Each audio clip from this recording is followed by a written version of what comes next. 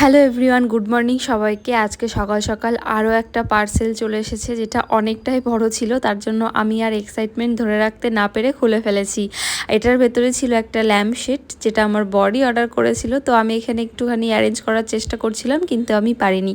তারপরে আমি খেয়ে নিয়েছিলাম একটু মাখানা, যেহেতু আমার শরীরটা খারাপ ছিল।